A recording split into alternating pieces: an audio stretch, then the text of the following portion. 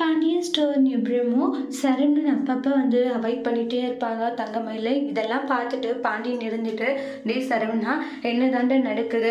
நீ ஏதாச்சும் வந்து இப்போ மறைக்கிற என்கிட்டன்றாங்க. அப்படியெல்லாம் எதுவும் இல்லையப்பான்றாங்க.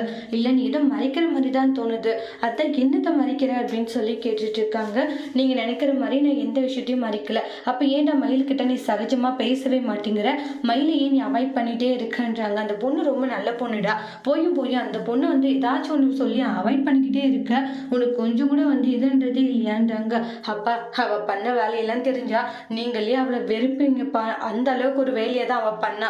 அதை நினைச்சா எனக்கு கோவமாக வருதுன்ட்டு பயங்கரமா டென்ஷனாக கத்திட்டு இருக்காங்க.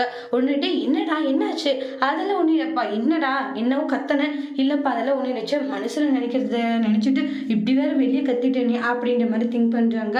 அப்பா, நீ நினைக்கிற மாதிரி எனக்கும் தங்கமயிலுக்கும் ஒரு பிரச்சனையும் இல்லை, நாங்கள் ஓகேவா தான் இருக்கோம், நீங்கள் தேவையில்லாமல் கவலைப்படாதீங்கன்னு சொல்லிட்டு போயிடுவாங்க. இல்லை, சரவணன் ஏதோ ஒரு விஷயத்த மறைக்கிறான், ஆனால் சொல்லாமல் இருக்கா. என்னத்தை மறைக்கிறான்னு ஒன்றும் புரியலேன்ட்டு ரொம்பவே குழப்பத்தில் இருக்காங்க. சரவணனும் தங்கமயிலும் என்ன விஷயத்த மறைக்கிறாங்கன்னு பாண்டியன் கண்டுபிடிச்சா, அப்போ தங்கமயில மன்னிப்பாங்களா இல்லை நெக்ஸ்ட் வீடியோவில் பார்க்கலாம். தேங்க்யூ.